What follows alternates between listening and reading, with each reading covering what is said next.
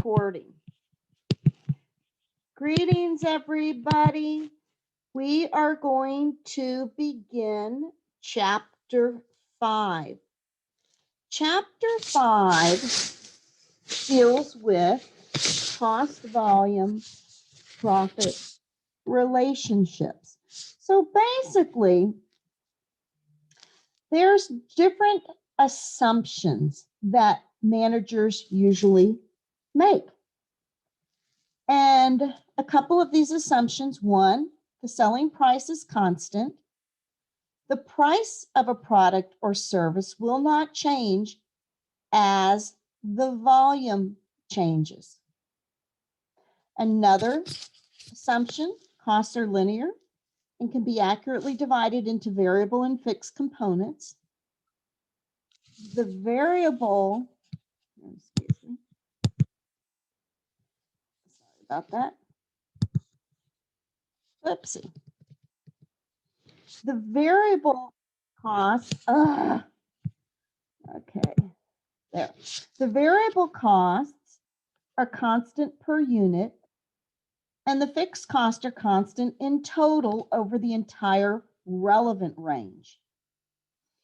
Then when we're dealing with multi-product companies, the mix of products sold remains constant. So these are usually the three assumptions that we are going to handle when we talk about this topic. So we're going to start with talking about how, when we change the sales volume, it affects the contribution margin and ultimately the net operating income. So here we've got a bicycle company. And you see on this slide a contribution income statement. The contribution income statement helps managers look at what amount can be put into fixed expenses. So the contribution margin takes the sales less the variable aspect of the expenses to come up with what they do call the contribution margin, the amount left after the variable expenses have been deducted for the fixed expenses, and then ultimately the net. So contribution margin is used to cover first fixed expenses.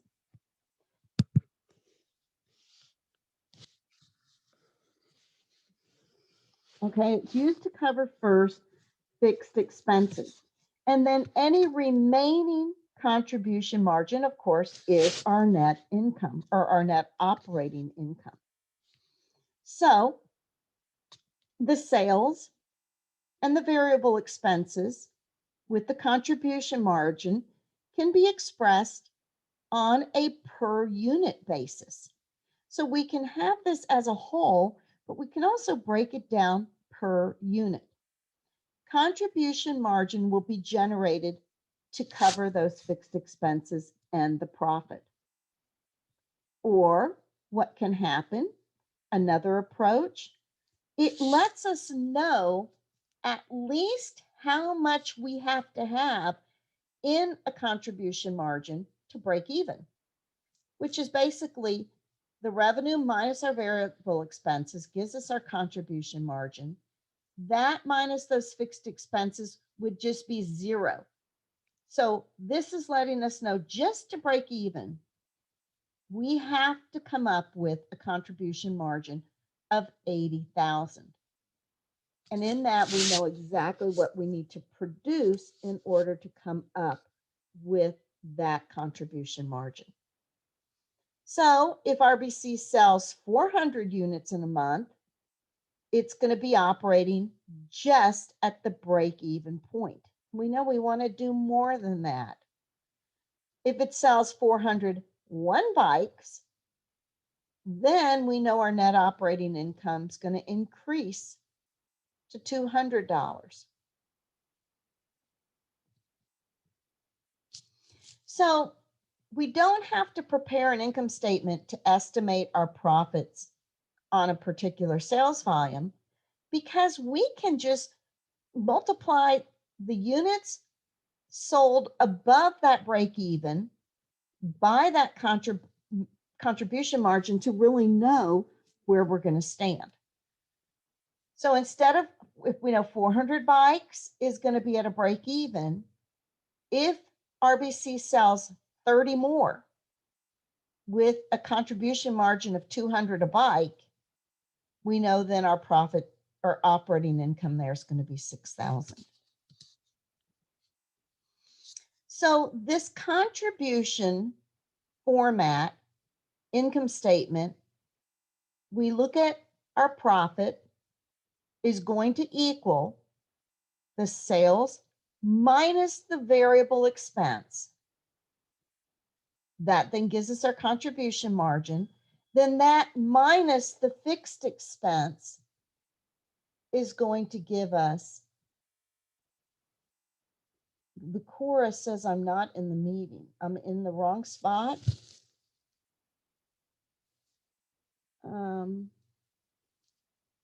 We're here.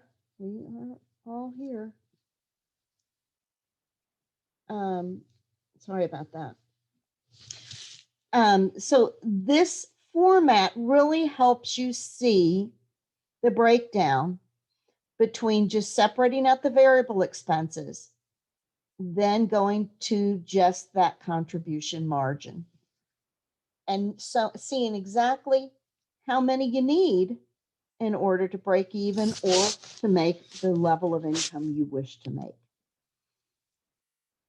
So this equation can be used, I want to bring that back, to show the profit RBC earns if it sells 401.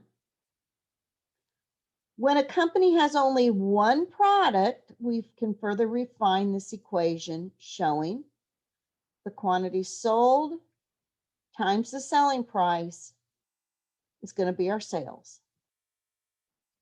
Then the quantity sold times the variable expenses equal our variable expense. Then difference there is our contribution margin, then minus those fixed expenses gives us then our operating income. It also can show us that there's going to be a $200 profit if RBC sells 401 bikes. As you see here, 200 bucks equals the $500 times 401 minus the variable expenses of $300 times 401 minus the 80,000 fixed expenses. It's often useful to express the simple profit equation in terms of the contribution unit contribution margin, showing the selling price per unit minus the variable expenses per unit gives us our unit contribution margin. Okay? If I'm going too fast, please let me know. So profit is equal to $500 selling price minus $300 variable expense times the number of units, 401 units, minus the fixed expenses lets you know the profit. Okay? So let's look at exercise 5.1. Worley Corporation's contribution format income statement for the most recent month is shown below. It shows us we have sales of 10,000 units, which is 350,000 or 35 bucks per unit. The variable expenses per unit is 20 bucks.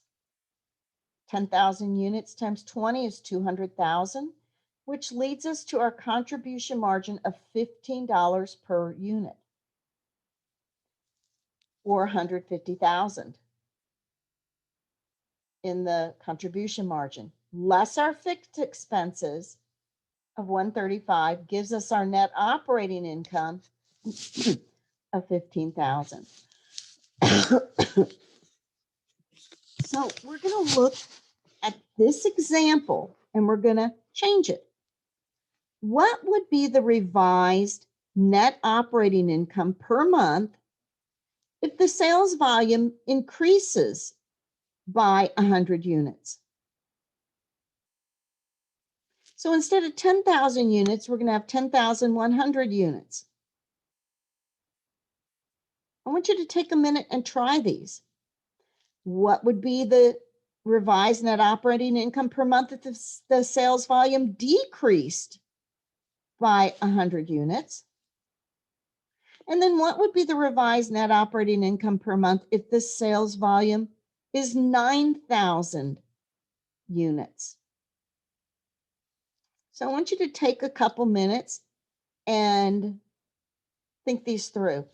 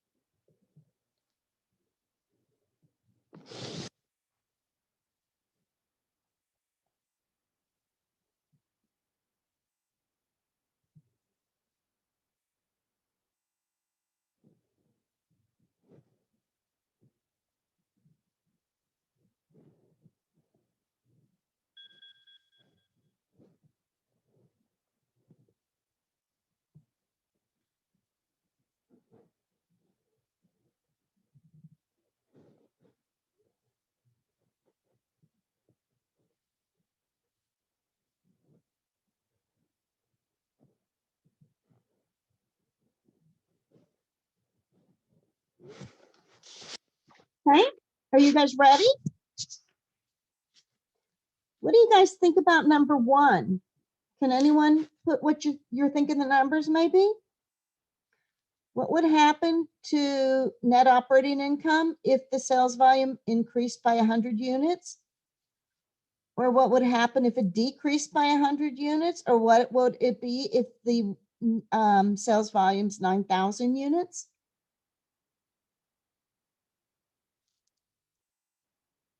So if you increase by 100 units, you'd know the operating income would go up 100 times 15. Or if it decreased, it would go down 100 times 15. Okay, so as you see here, the 100 times 15 by increasing it would add $1,500 to net operating income. Or if it went down $1,500, the net operating income would now be $13,500.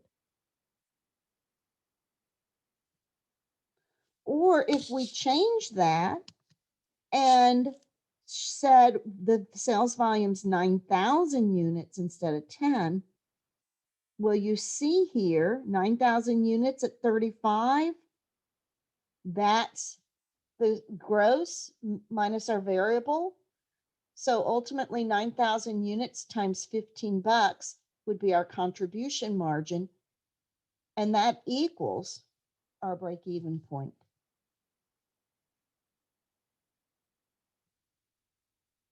Okay. So the next thing we're going to do is prepare and interpret a cost volume profit CVP graph along with the profit graph. The relationships among revenue, cost, profit, and volume can be looked at graphically. Racing Bicycle developed contribution margin income statements at 0, 200, 400, and 600 units sold. We'll use this information to prepare the CVP graph. So you see here at 0 units, we've got a loss of 80,000. 200 units, we've got a loss of 40,000. At 400 units, we're break even. And at 600 units, we've got a profit sitting here of 40,000. So in the CVP graph, we show on the x-axis dollars, unit on the x-axis and dollars on the y-axis. So horizontal, units, vertical, axis, dollars. There we show where our fixed expenses are. So that parallel line is going to be fixed expenses within this relevant range of a certain volume. Okay. Then if we choose a sales volume of 400 units and we plot the point representing total expenses, fixed and variable, and we draw a line through the data point back to where the fixed expense line intersects the dollar axis. So you see our fixed expenses are the red. At 400 units, we're plotting where the fixed expense is to the dollar, where it's a break even, and then what happens as we go above.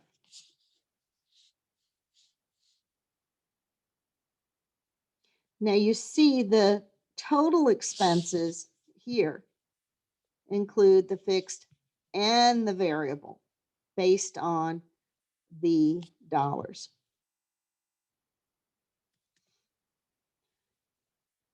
So what we can do here with the CVP graph, we choose a volume, 400 units, and we plot the point representing total sales. And then we can draw a line through the data point back to the point of origin. So our total sales line is green. Our total expenses line is blue, and the fixed is red. You see where the break even happens. And you see then when the profit begins. So the break even here is at 400 units.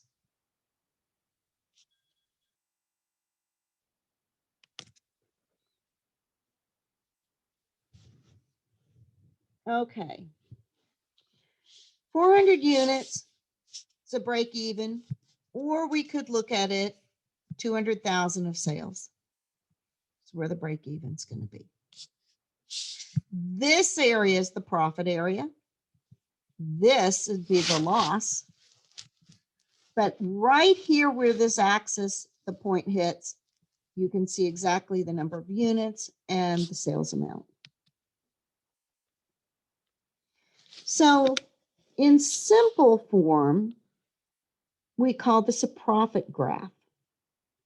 We're just showing the profit of the number of units, contribution margin, times the variable costs minus the fixed costs.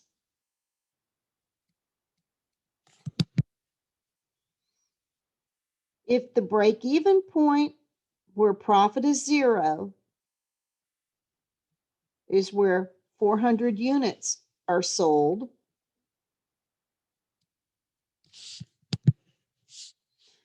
so exercise 5.2, we're going to look at this. Carlick Enterprises distributes a single product whose selling price is $24 per unit and his variable expense is $18 per unit. The company's monthly fixed expense is $24,000.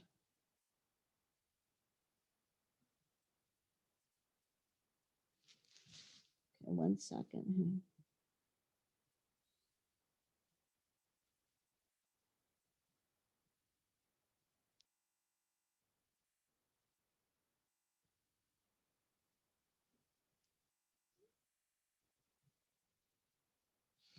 Sorry, guys. So if the selling price is 24, the variable's 18, and the fixed expenses are 24,000, we are going to prepare a cost volume profit graph for the company when a sales volume is 8,000 units, and then we're going to estimate the company's break-even point. So the first thing we're going to do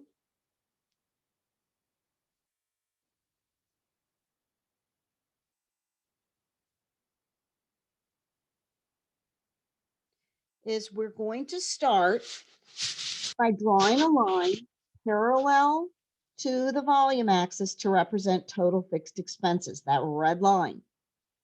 This is going to be where total fixed expenses are $24,000. Then we're going to choose some volume of sales, and we're going to plot the point representing total expenses, fixed and variable, at the level you've selected. We're going to use 8,000 units. So if our fixed expenses is 24,000 and our variable expenses would be 8,000 at $18 a unit, that means our total expense break even is 168,000. Then we're going to choose some volume of sales. We're going to plot the point representing total sales dollars at the activity level we've selected using sales level of 8,000 units again times the sales price of $24 per unit, or the 192,000. So the break-even point is going to be where total sales revenue and total expense line intersects. This is going to happen at 4,000 units. So here you see the fixed expense line. Here, this is the total sales in dollars. Here are the fixed or the total costs. And here is the break even. It's at 4,000 units or $100,000 where we will have our break even.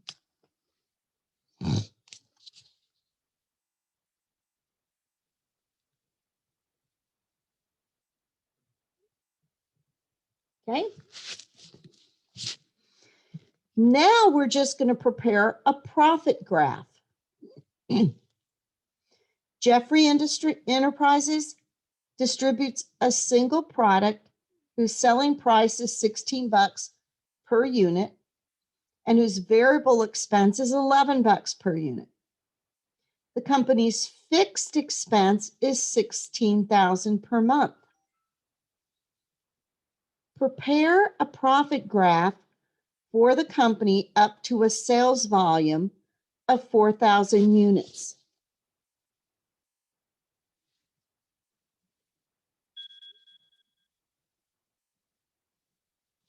Okay. Estimate the company's break-even point in unit sales using your profit graph. So what we're going to do is prepare the profit graph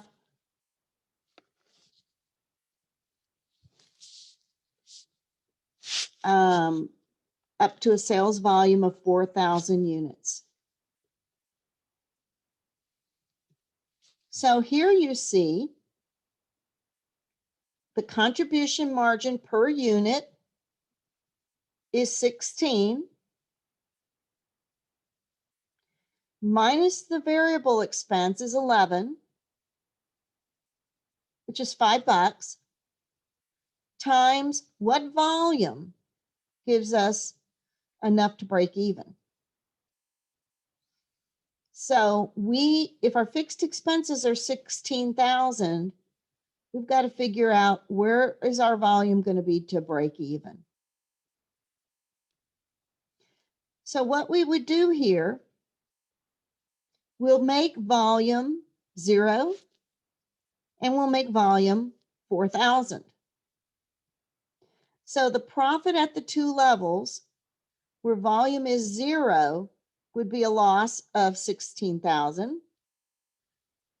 And then the net operating income where the volume is sitting at 4,000 would be a profit of 4,000, as you see here. The profit at 0 is minus 16. The profit at 4,000 units, down here, 4,000 units, would be 4,000.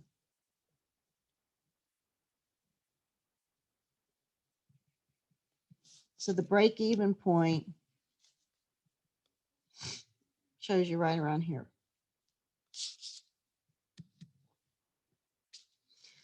Estimate the company's break-even point in unit sales using your profit graph.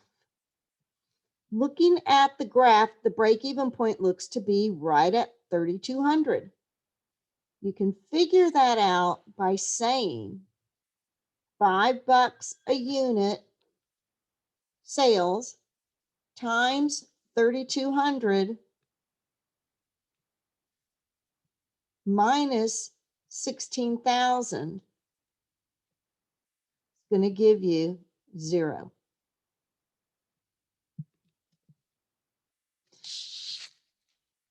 We're on to objective 3. How are you guys doing? I'm not meaning to rush over this. It seems very straightforward. So I hope you feel the same. The concept is pretty straightforward for you.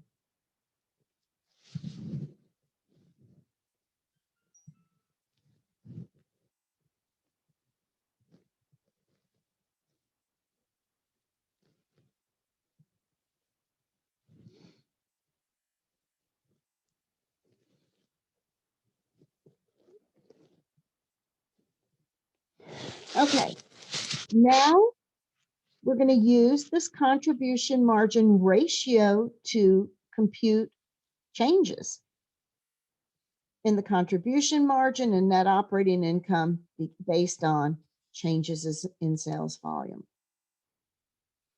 So if we take the contribution margin as a percentage of sales, we call that the CM ratio, contribution margin ratio. This ratio is computed by taking the contribution margin, which is basically sales minus variable expenses, contribution margin divided by sales, really lets you know how much of the sales is relative to the contribution margin. So for every dollar increase in sales results in a total contribution margin increase of 40 cents. So if you think about it, if sales are at $100, the contribution margin is going to be 40% of the sales. 60% would go into the variable costs. Then, if we take the contribution margin per unit, divide that by the sales price per unit, we're going to come up with the same ratio. The variable expense as a percentage of sales is similar to what we just did. We're going to show what the variable expense is divided by sales, and that lets us know the variable expense ratio. What percent of those sales is used for the variable expense? Okay. Having defined the contribution margin ratio and the variable expense ratio, we see we can mathematically see the connection between the two. Okay, you see that? So the contribution margin ratio is going to be the sales minus the variable expenses, which gives us our contribution margin divided by sales. So in every sale price, we either are going to have, it's going to be made up of either the contribution margin or the variable expense. So if one aspect, if the contribution margin's 40%, we know the variable has to be 60.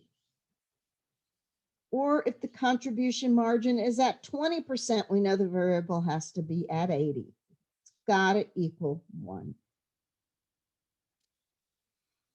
So if RBC increases sales from 400 to 500 bikes, the contribution margin will increase by 20,000.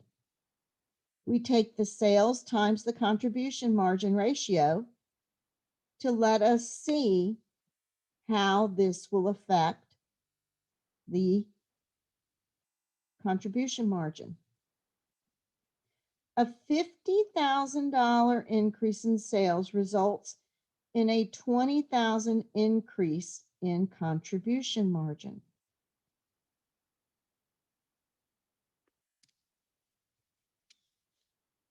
So let's try this one. Coffee Klatch is an espresso stand in a downtown office building. The average selling price of a cup of coffee is $1.49, and the average variable expense per cup is 36 cents.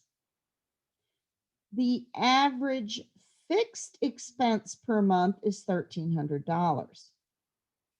So an average of 2,100 cups are sold each month.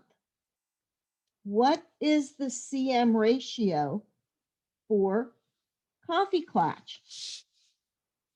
Take a minute and tell me what you think.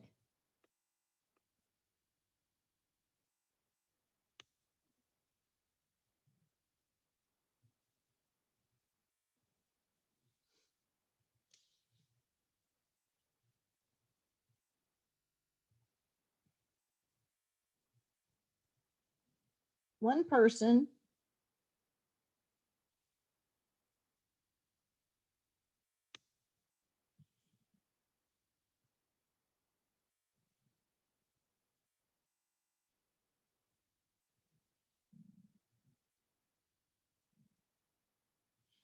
Two people. 3, 4.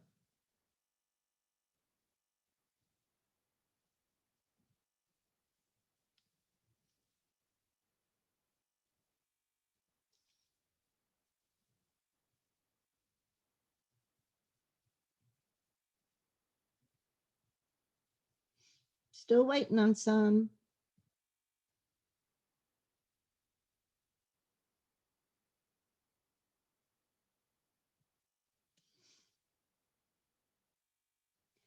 Do you see if you take the unit contribution margin, which is going to be the $1.49 minus the 36 cents,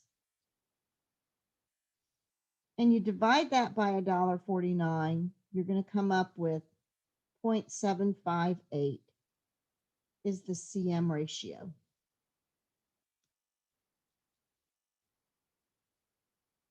So profit and contribution margin ratio can be expressed by profit is going to equal your CM ratio times your sales minus your fixed expenses. So you see if RBC increased its volume to 500 bikes, what would management expect profit or net operating income to be? Well, you could take the contribution margin times sales minus the fixed expenses to come up with the profit of 20,000.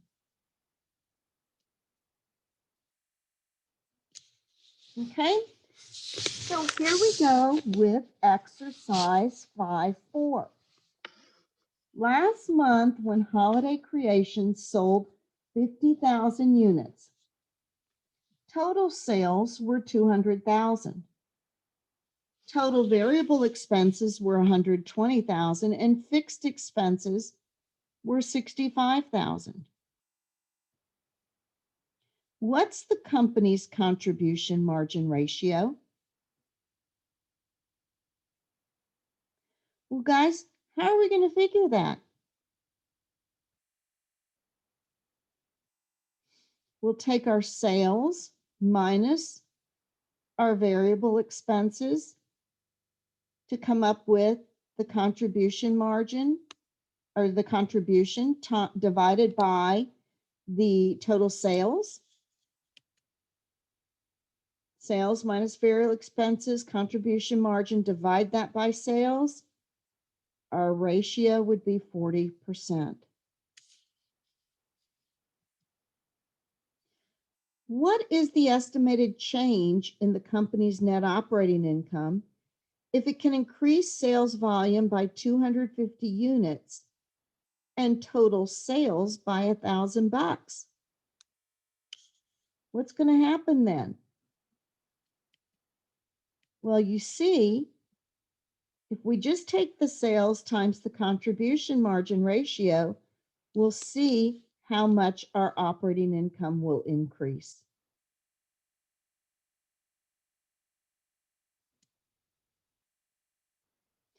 What's the estimated change in the company's net operating income? You see, originally we were having operating income of 15,000. With that increase of 250 units, we're up to now operating income of 15,400. So now we're going to look at the effects of net operating income on changes in variable cost, fixed cost, selling price, and sales volume. So what's the profit impact if RBC can increase unit sales from 500 to 540 units? Now, to do that, what they're hoping to do is increase the advertising by $10,000 a month. So what they're trying to see is, hey, can we substantiate an increase of fixed cost of $10,000 a month if in fact that gives us 40 sales of 40 more units? So what we'll do is our fixed expenses at 500 units were 80,000. But now our fixed expenses at 540 units would be 90,000. So by increasing 40 units, we would increase our sales to 270,000. But as you see here, the bottom line is our net operating income would decrease $2,000. So by spending more money to sell more, is this worthwhile? Yeah, the sales increased 20, but is it worth it when the net operating income goes down 2,000? Would you do that? Probably not.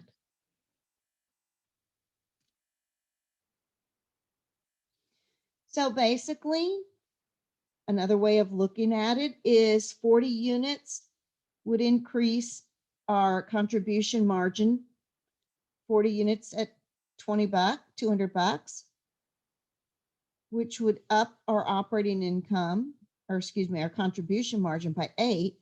But if we're increasing our fixed expenses by 10, it's not looking real good there. Any questions, guys? Is this clicking?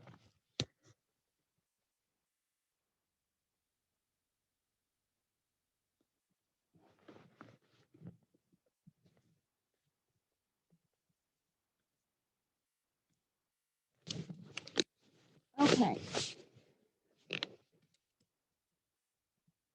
What is the profit impact if RBC can use higher quality raw materials, thus increasing variable costs per unit by $10 to generate an increase in unit sales from 500 to 580 units? So they're looking at changing the variable cost, not the fixed here. And by increasing those variable costs, they will increase unit volume from 500 to 580. How does that work? So do you see 500 units, keep the variable expenses at 150,000? But if we, or I should say $300 per unit, but if we up the variable expense by $10 and our sales increase, it's advantageous for us because our contribution margin is 110,200, which is greater than if we just have 500 units. The contribution margin then is 100,000. So sales do increase by 40,000, and ultimately our net operating income would increase by 10,200 in doing this scenario. Then we look at, okay, what's the profit impact if the company cuts its selling price $20 a unit, increases its advertising budget by 15,000 per month, and increases sales from 500 to 650 units per month? So we're reducing the sales price $20, increasing fixed expenses by 15,000, and ultimately increasing sales to 650 units. So if we do that, sales increase 62,000, our fixed costs increase 15,000, and ultimately our net operating income in this scenario increases by 2,000, even though we cut the sales price down, because we're selling more. So what's the profit if the company pays a sales commission of $15 per bike sold instead of paying salespeople flat salaries of $6,000 per month? So we're reducing our fixed cost, increasing our variable there, and we're going to decide our unit sales are going to go up 75 bikes per month. Okay, so in this case, our fixed expenses are going to go down 6,000. our variable costs are going to increase. And in this scenario, our unit cost or our sales were going to increase per units. So in this case, we're going up 75 units. We have 37,500 more in sales. Our variable expenses do increase, but our fixed expenses go down, which ultimately, look at the benefit here, increases our operating income to $32,375.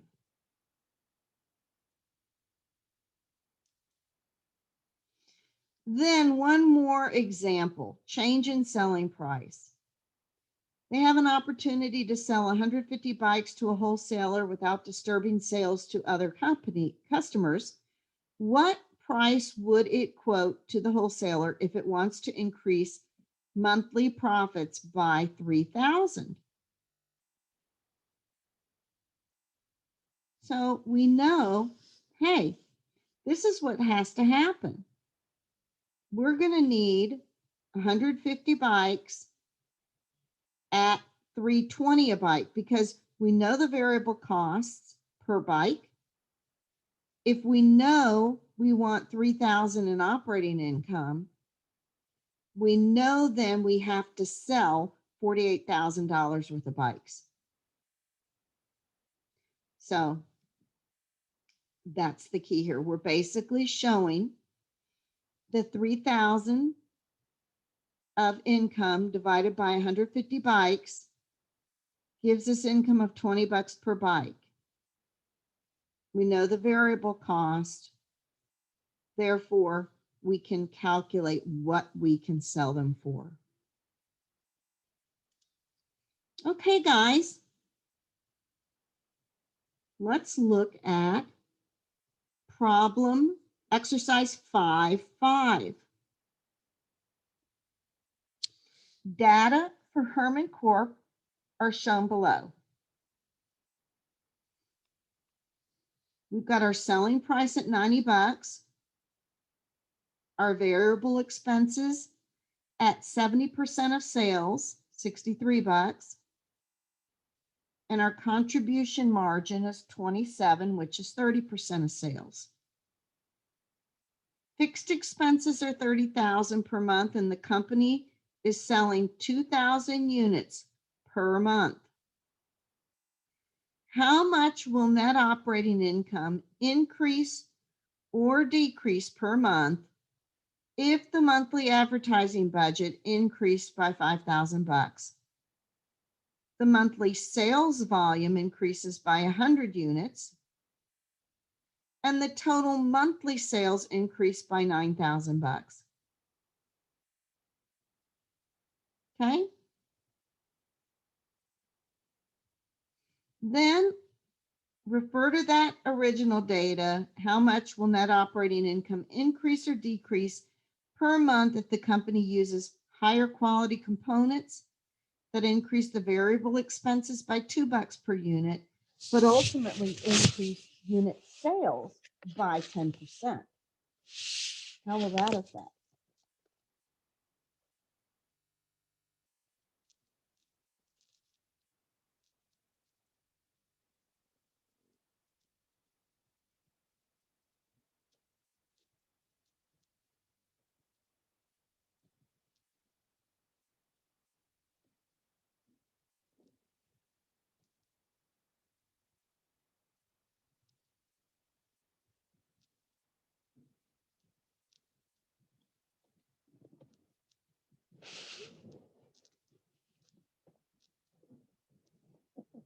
What do you think?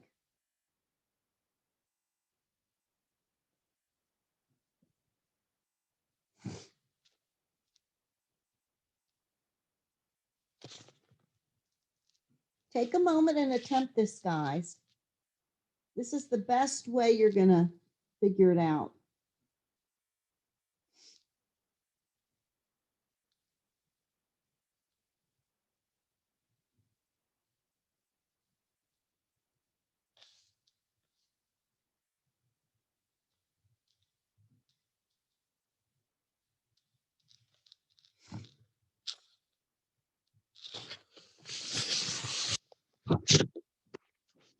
Okay.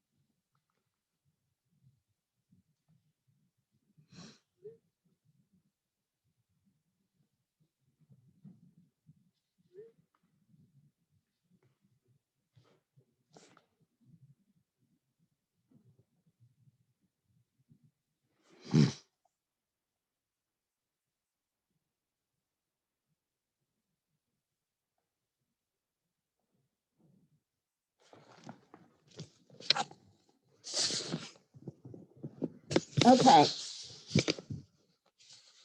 So let's look at fixed expenses being $30,000 a month.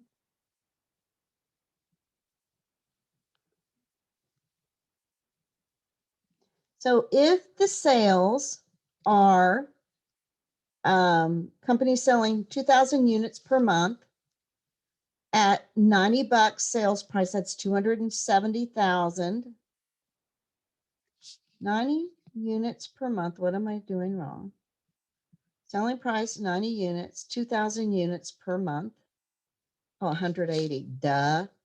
180. Variable expenses 63 times 2,000 units, 126,000. Our contribution margin of 54,000 with our fixed expenses of 30 gives us our net operating income of 24,000. Now, if we increase our fixed expenses by 5,000, thinking that it will increase our monthly sales by by 99,000, which is 100 units. 9,000, we'd have to increase our variable expenses there by $63 per unit times 100 units. Add that to it. We would add those fixed expenses. But do you see our net operating income goes down from 24,000 down to 21,700? Probably is not going to get approved because it decreases. Then what they said is refer to the original data. How much will net operating income increase or decrease if the company uses higher quality components, which will increase the variable expense by $2 per unit, but will increase the sales units by 10%. So instead of 2,000 units, we would be selling 2,200 units. Okay. Then we're going to show our initial current sales, show the increase in sales of 200 units, excuse me, $9,000, show the change in variable expenses,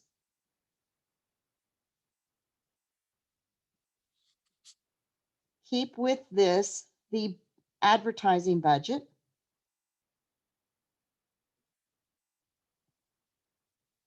no, in this change, we're not, we are keeping the advertising budget, aren't we?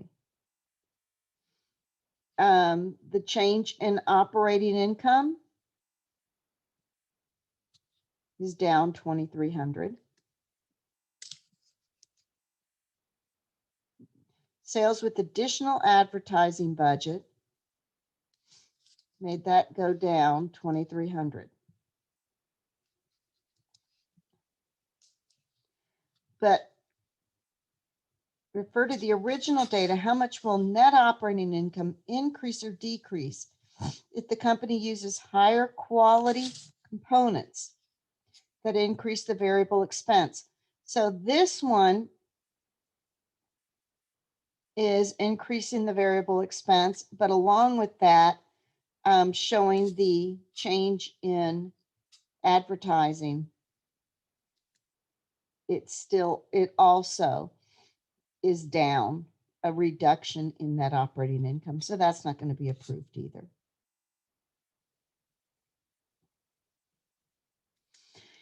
So this is the 2,300. I'm getting myself confused here.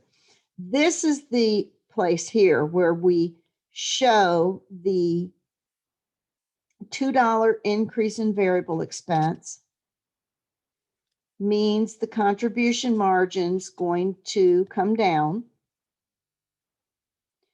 And ultimately, in this case, this is changing the variable expense, not changing any fixed costs.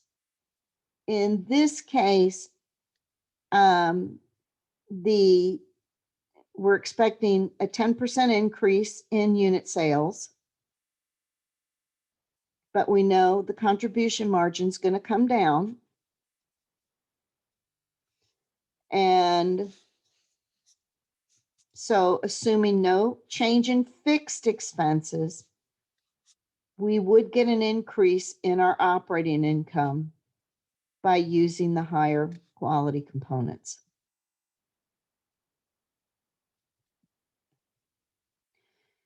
Now break even. We can see the break even analysis by looking at the contribution margin per unit, in this case being 40% of sales, and then with our fixed expenses being 80,000, we can figure out what we need in order to break even number of units. So if our contribution margin times what volume minus our fixed expenses to break even. Since in this company, we were making it real simple, we've got one product. So basically our profit is 0. We can figure out what we need to sell, how many units to break even. If we've got the contribution margin of $200 per unit, and if we've got fixed expenses of 80,000, we know we need to sell 400 units.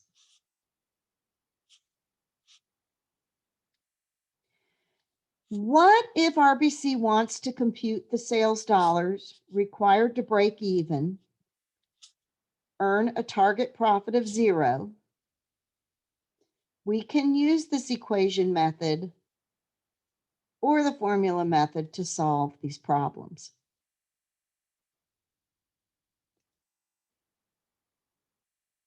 As you see here, to break even, if our ratio for the contribution margin is 40% of sales and our fixed expenses are 80,000, then we know what we have to sell in order to break even. In this case, we need to have 200,000 in sales. Or the formula method, we take our fixed expenses, divide that by our contribution margin to come up with 200,000. We're coming up with the same number here.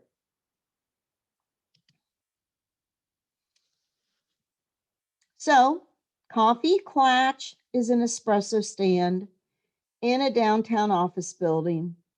The average selling price of a cup of coffee is $1.49, and the average variable expense per cup is 36 cents.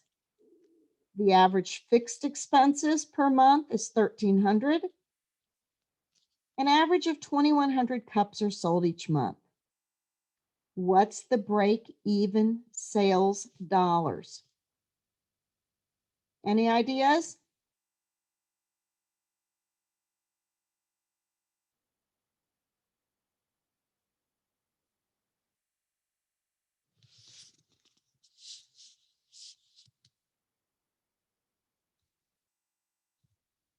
$1,300 divided that by our 0.758 from the previous question gives us what our break even in sales needs to be.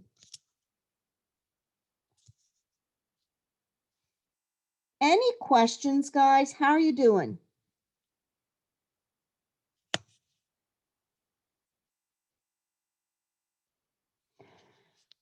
Coffee Clatch, same stuff. What's the break even sales in units?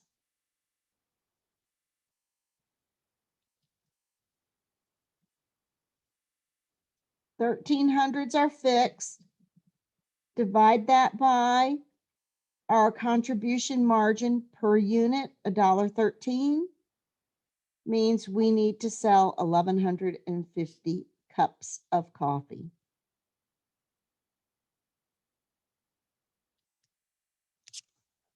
Okay. We're getting to the end, guys.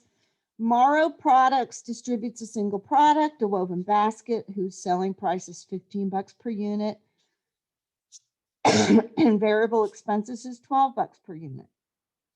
The company's monthly fixed expense is $4,200. We're going to calculate the company's break-even point in unit sales, and then in dollar sales. And then we'll have, if the company's fixed expense increases by $600, what would become the new break-even point. So, break-even point in unit sales. If our margin is 15,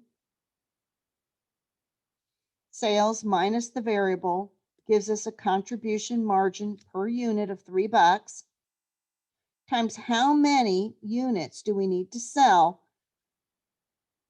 to pay for our fixed expenses. Okay, so if we take the $3 contribution margin per unit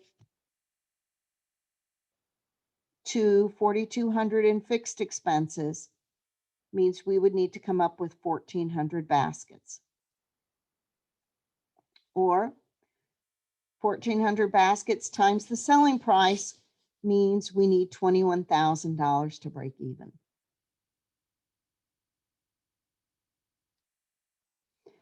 But what happens if our fixed expenses increase by $600? Then what we would need is, instead of having the 4,200 in fixed expenses, we're now up to 4,800 in fixed expenses. Therefore, we would need 1,600 baskets, units, and the sales price of those would be at $15. 24,000 would be our sales, dollar sales to break even.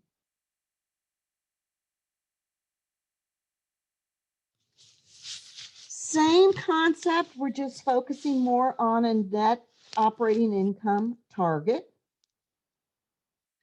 So we can use either formula to achieve this target. Basically, what we're trying to do is determine how many units do we need to produce in order for a certain outcome.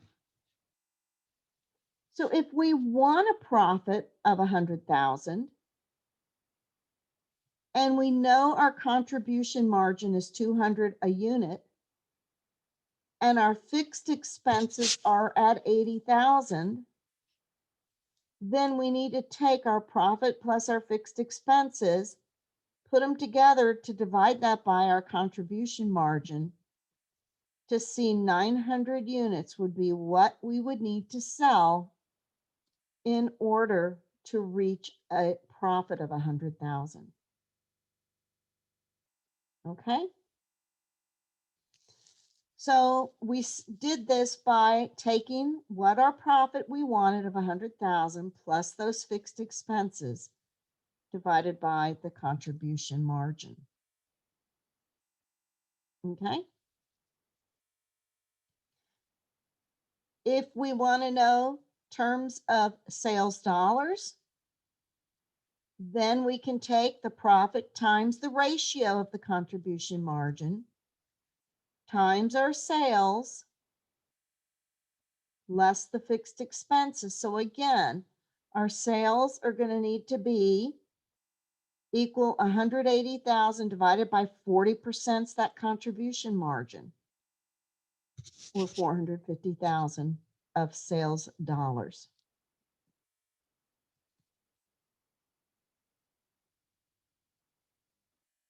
Okay? It's really important for you guys to take these formulas and write them down so you know what to work with. So finally, Coffee Klatch, our good old espresso place, selling for $1.49 a cup with the average variable expense of 36 cents and the fixed of 1,300. Use the formula method to determine how many cups of coffee would have to be sold to attain target profits of 2,500 per month.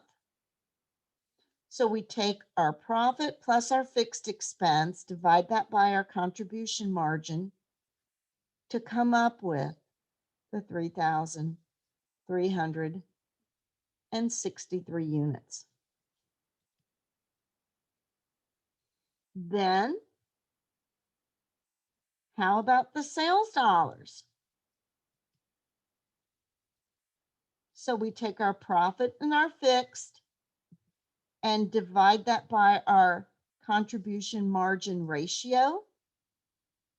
Gives us our sales would need to be $5,013. Okay, so here is, I believe it's our last exercise here. Lynn has a single product. Selling price is $120 per unit. Variable expenses are $80 a unit. And the company's monthly fixed expense is $50,000. What would we need to attain a profit of 10,000 in unit sales? Well, we're going to take our contribution margin of $40 times what unit to create the 10,000 profit plus our fixed expenses. So if we take the profit of 10, fixed expenses of 50, we take our 60,000, divide that by our contribution margin per unit to come up with our 1,500 units. Now, the next one wants it in dollar sales to attain a target profit of 15,000. So we're going to use the contribution margin ratio here. Okay. I guess in this case, what they did is, let's see here.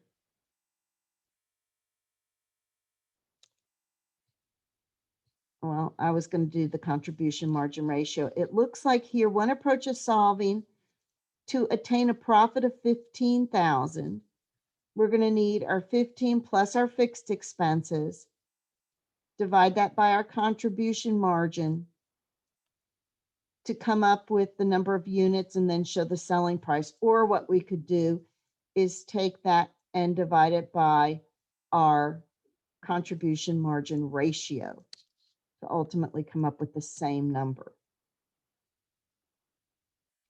Oh, I guess we have another one. Margin of safety. What is the margin of safety? It's what we go over the excess of either budgeted or actual sales dollars just to protect ourselves. It's basically a cushion. It's the excess of the budgeted or of the actual dollars over the break-even volume. It's the amount which sales can drop before losses are going to happen. The higher the margin of safety, the lower the risk of not breaking even and incurring a loss, which just makes sense. So if we assume RBC has actual sales of 250,000 and we've determined the break even to be 200,000, the margin of safety here is going to be 50,000.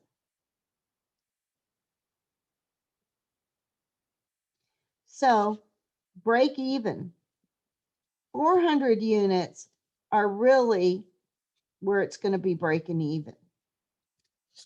Okay. But they want actual sales of $250,000. So this gives them a margin of safety. So the $50,000 in additional sales divided by the 250, what the actual sales are, their margin of safety is 20% of sales. They're just taking the difference, the 200 over the 250, which is 50,000 more, divided it by the 250 gives you that percent. You can do this also in units. If you know the margin of safety in sales and you know the safety in the number of units or the cost per unit, you can figure out how you determine what that margin of safety is in terms of units. So guys, if the average selling price is $1.49 and the variable is 36 and the fixed is 1,300, an average of 2,100 cups are sold each month, what is that margin of safety expressed in cups? Our total sales minus our break even in cups. Total sales in cups minus our break even in cups. The margin of safety for Coffee Klatch in this example is 950 cups.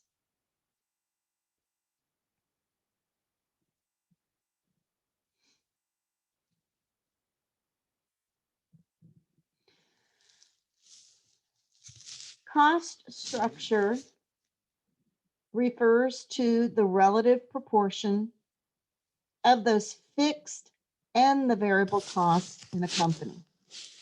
Sometimes managers have some leeway in determining cost structure.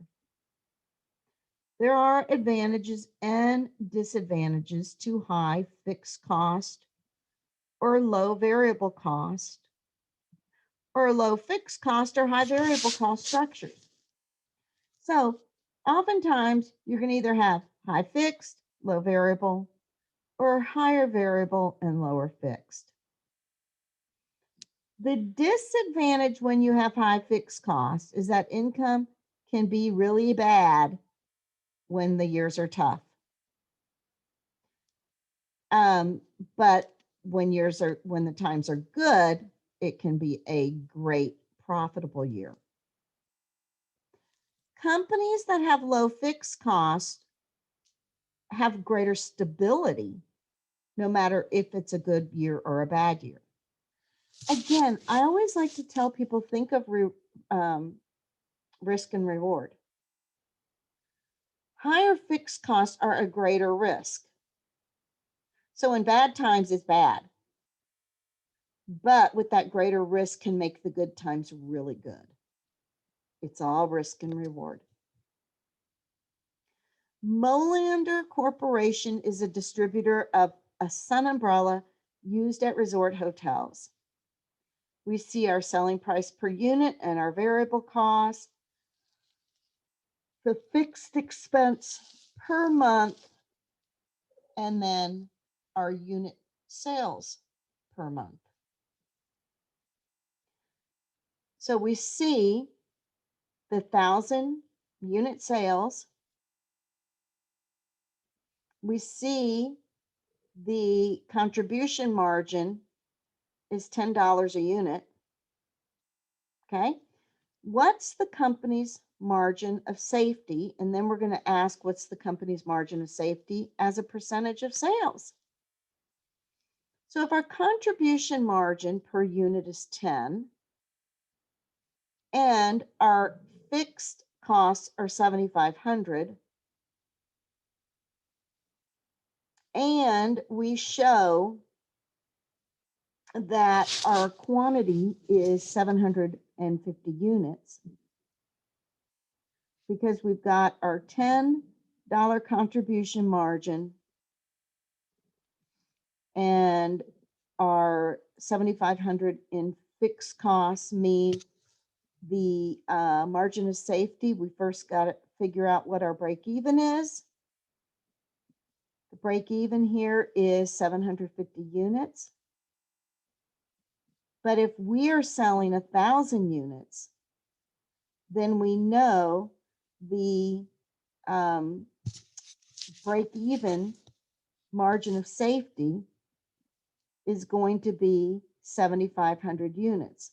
The sales at 1,000 units minus our break even of 22.5 gives our margin of safety 7,500.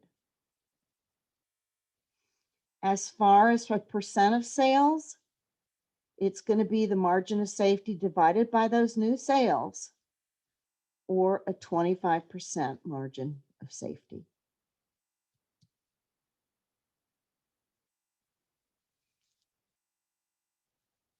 Well, I thought we were done at 5. Here we're at learning objective 8. This is a big chapter, guys, sorry. But it's really easy concepts to grasp. Compute the degree of operating leverage at a particular level of sales, oopsie, and explain how it can be used to predict changes in net operating income.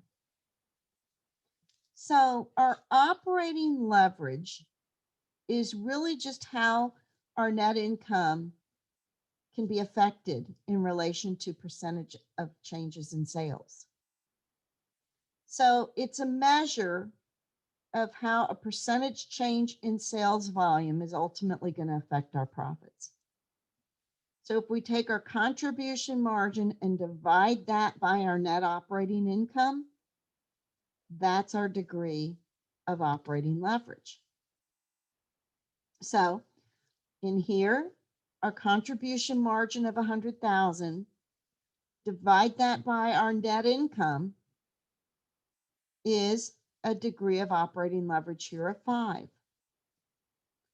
With a 5 as an operating leverage, if RBC increases its sales by 10%, net operating income would increase 50%.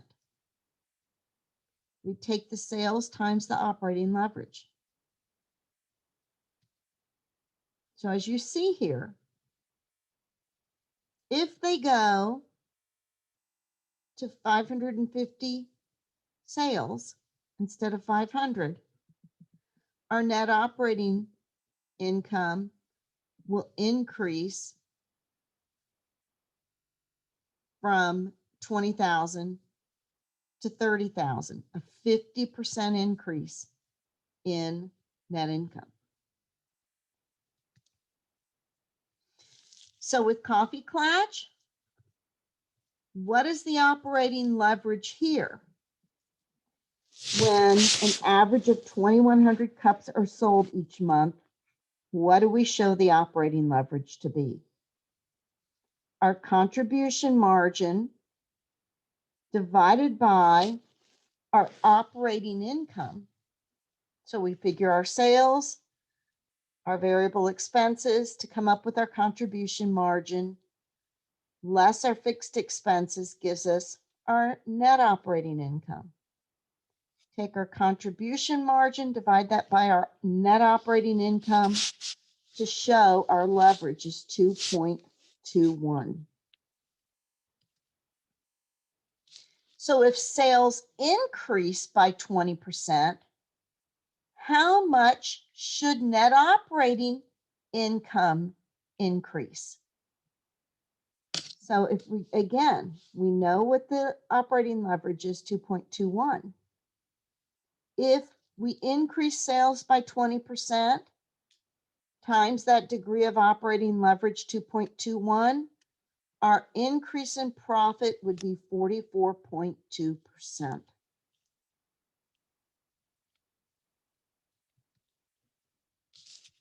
We can confirm it by showing the income based on actual sales and the income based on what we're budgeting or of increased sales of 20%. And we can look at the figures and see what our new operating income would be, 1548.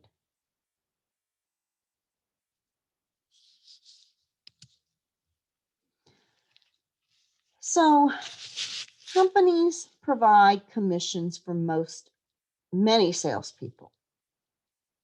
Usually it's a commission base or it's a salary plus commission.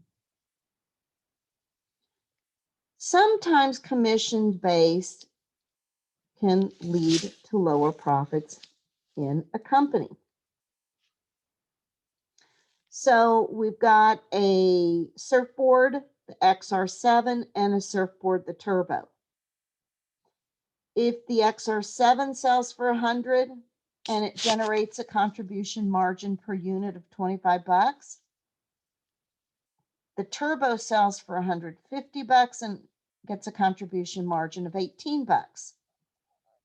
The sales force at Pipeline Unlimited is compensated based on sales commissions.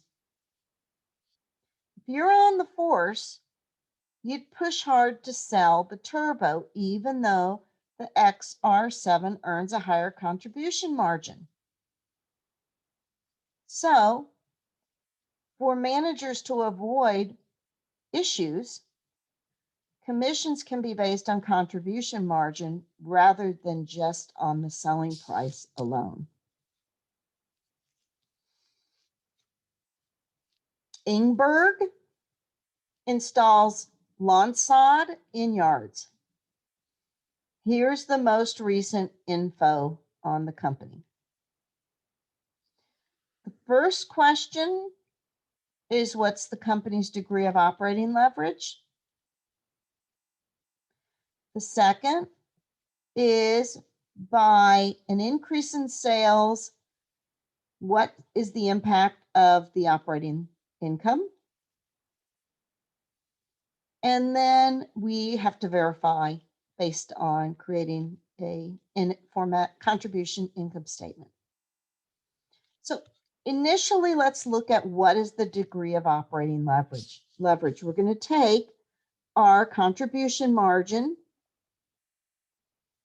and our net income, net operating income. Divide contribution margin by that net operating income to see the degree of operating leverage is 4.8.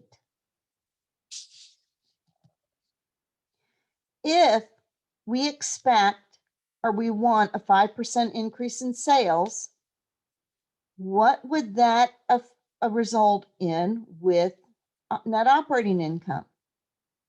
Well, we take the 5% increase and we take the degree of operating leverage and multiply them to show we expect a 24% increase in net operating income.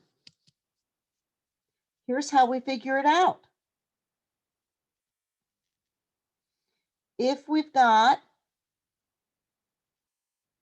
sales with the variable expenses, our contribution margin less our fixed expenses gives us our operating income. So if we take that net operating income and look at what the original net operating income was, it was a difference of $2,400 increase. $2,400 change divided by the new sales,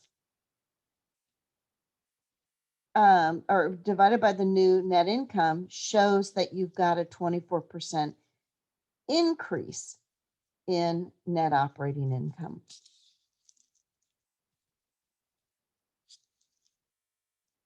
Now, if we have multiple products, then it makes it just a little more, not challenging, just more involved.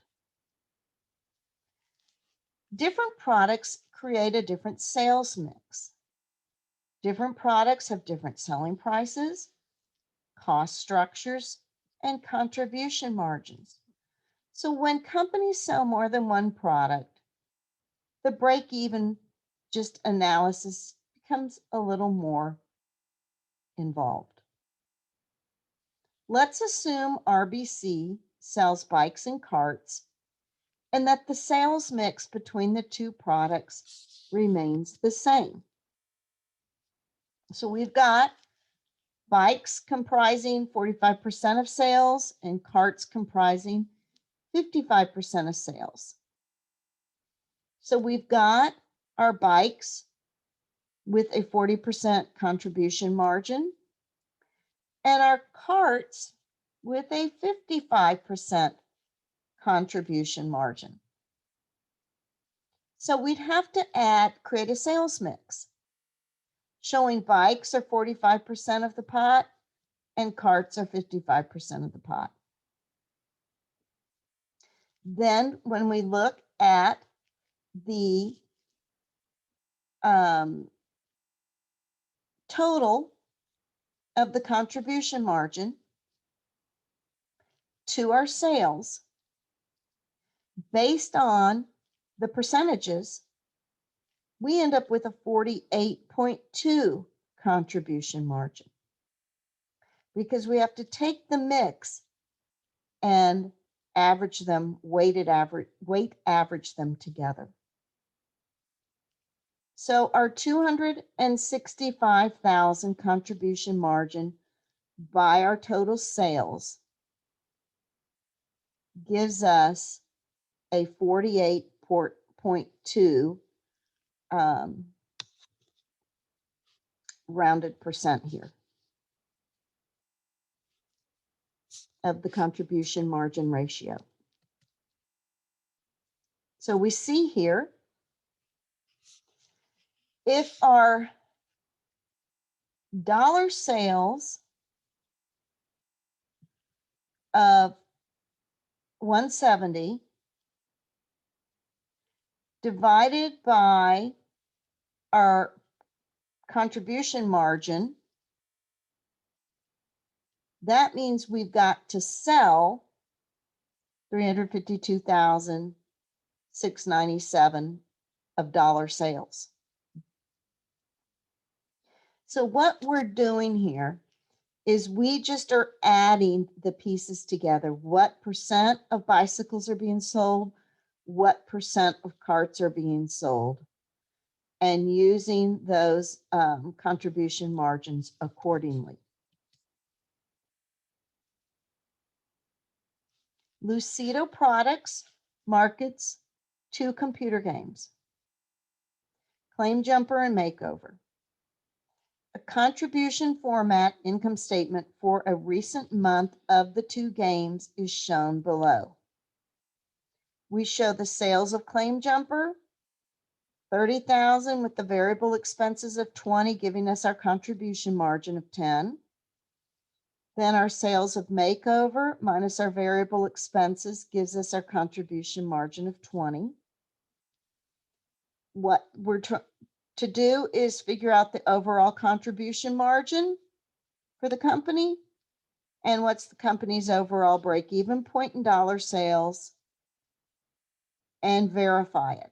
So I'm going to give you about 4 minutes to attempt this while I go put my dog up. Excuse me 1 second. I think it's time for you to go.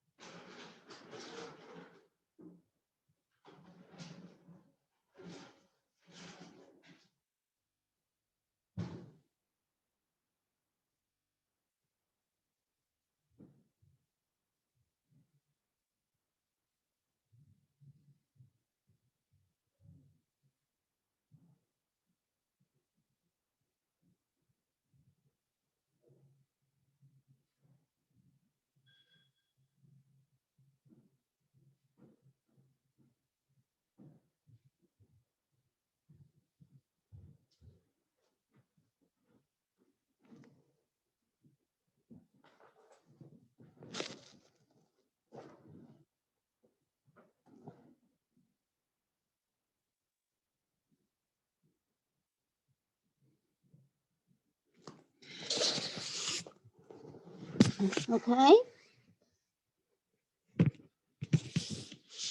Anyone have any ideas how to do this?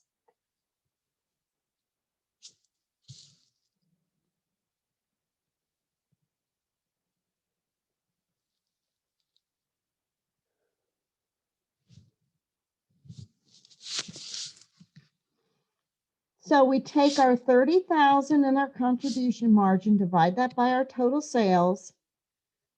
We get a ratio of 30%. We take our fixed expenses, divide that by our contribution margin ratio to give us our break-even dollar sales of 80,000.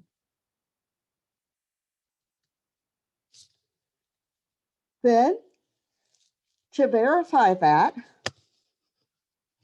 we show the sales mix. If claim jumper, variable expense is 16,000 to 24,000. And then the makeover, the variable expenses are 40,000 to 56,000. We come up with our contribution margin there. of our 24,000.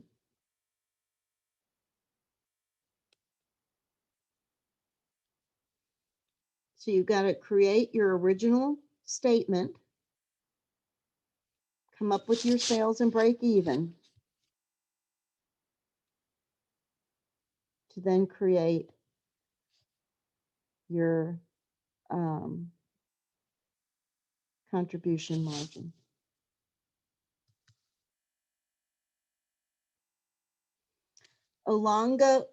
Olongapo Sports Corp distributes 2 premium golf balls.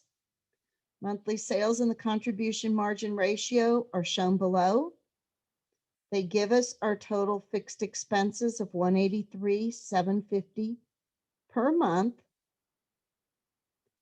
We are to prepare a contribution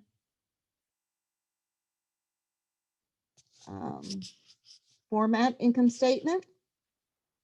And then we decide if the company's what's the company's break-even point based on this sales mix.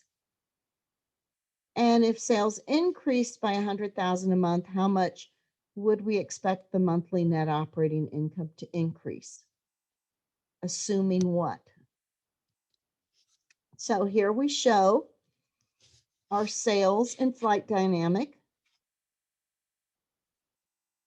our sales in SureShot, the variable expenses to give us our contribution margin. We show the totals, total company,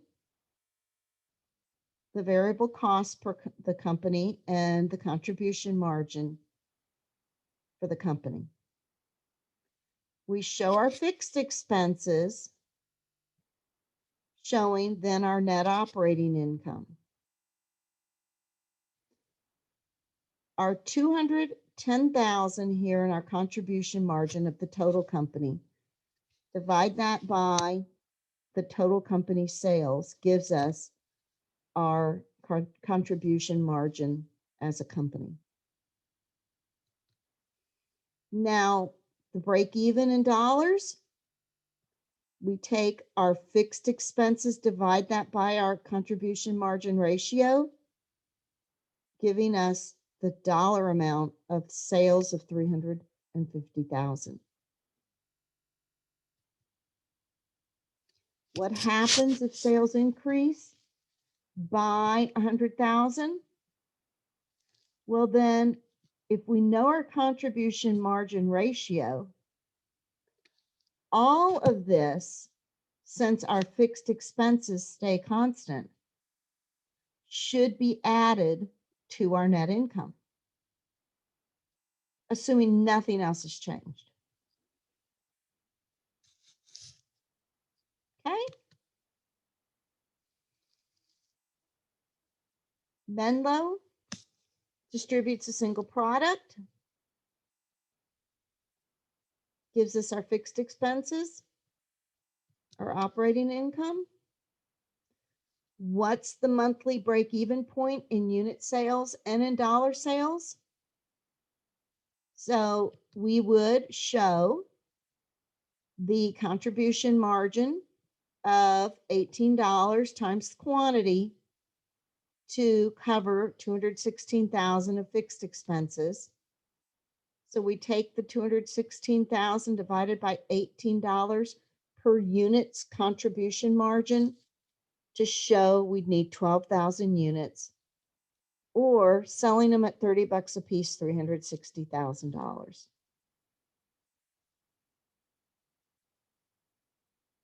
Okay. Without resorting to computations, what is the total contribution margin at the break-even point? Well, it's going to be 216,000, because we've got to show the contribution margin is equal to the fixed expenses.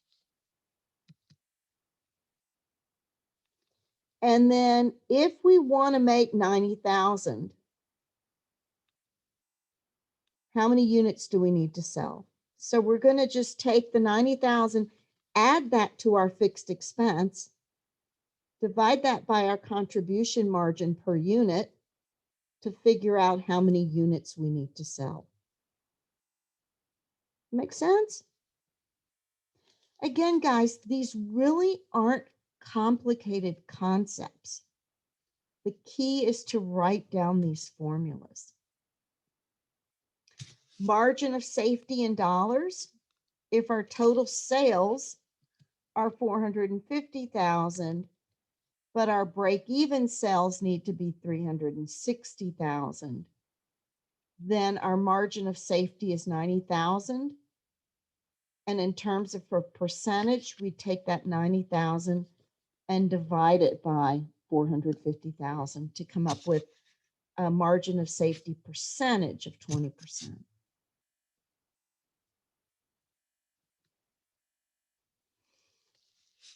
Then the CM ratio.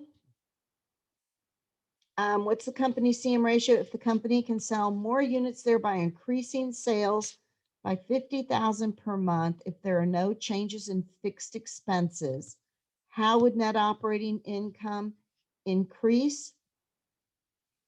50,000 in additional sales at the contribution margin ratio of 60% would increase our net operating income by 30,000, assuming nothing else changes.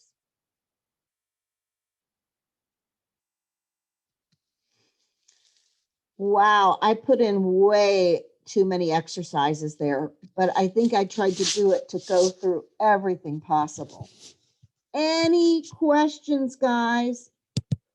We want to just go right to the homework so you can see where we're at.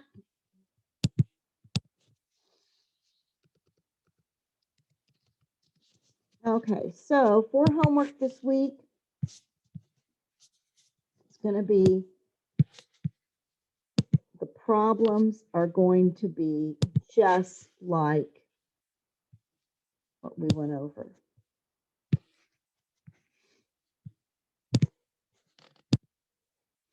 We're going to have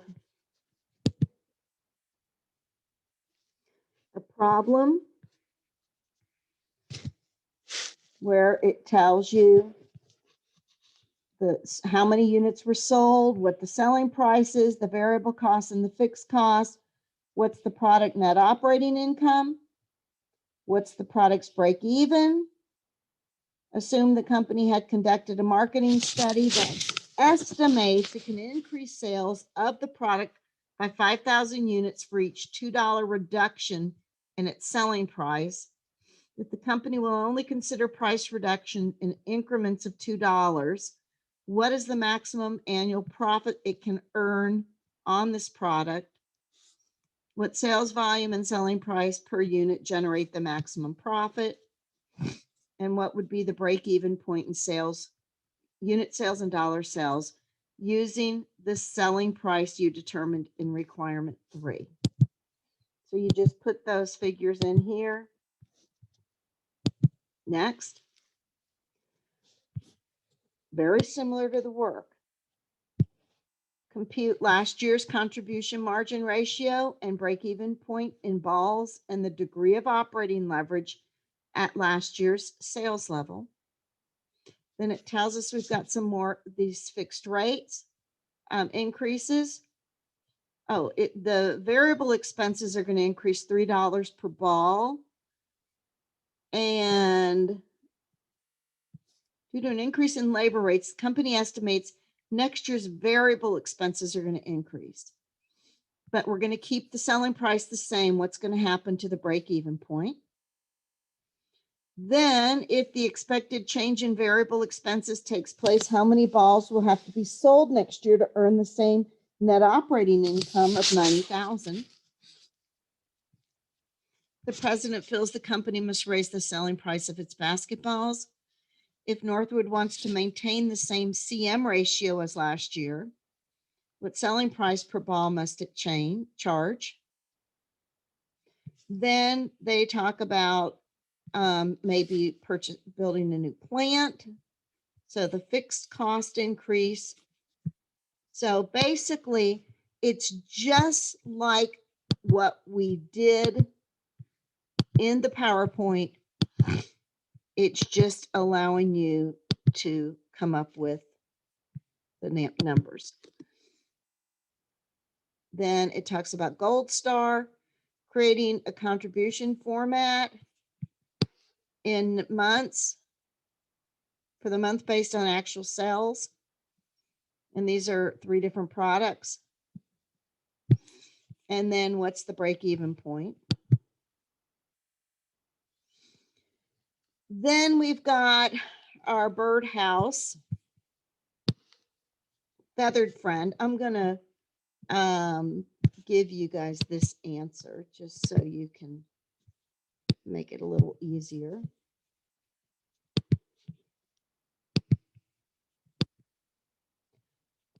Oh, what did I do wrong? Oh, there it is. So for this homework,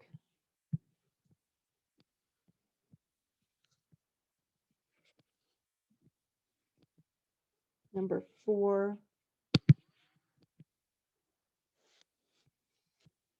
so you know,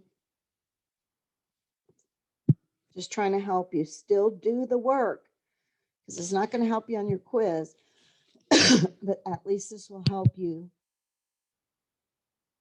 So requirement 1 is 60%, requirement 2, 300,000.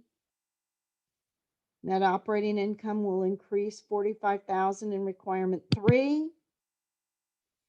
Degree of operating leverage 4. Net operating income increases by 80%. Net operating income is 40,000. The decrease to net operating income for requirement 5B would be 20,000. And advertising can be increased by 35,000 there. For your, this is problem 4. Problem 5. This is giving you answers for the level of unit sales in dollars to get a certain target profit and break-even point with sweatshirts. So you guys can snap that. Hello, Nancy. Yes. Can I see the explanation of this 3 question 5 and 3? Yeah, I have trouble to calculate it. Yeah, take a picture of them. Okay, yeah. Can you scroll down a little bit? You bet. Here, I'm going to let everyone do one. Oh, Okay. Then take a picture, guys. Then 2. Then 3.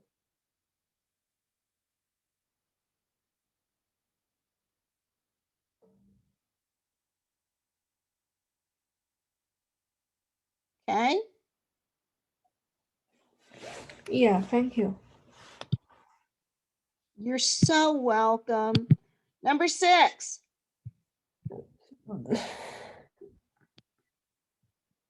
Number 6. Take a picture. I'm trying to do this to help make the homework go easier. Okay.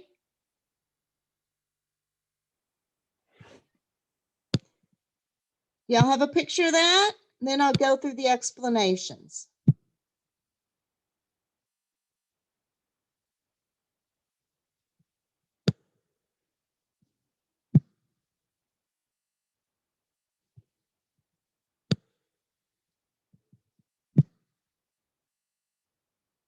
Okay.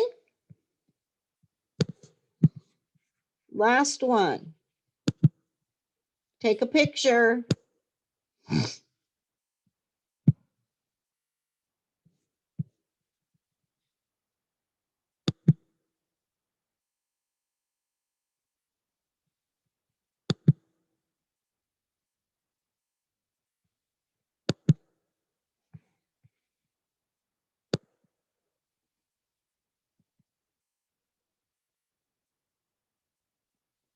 Okay. Are we good?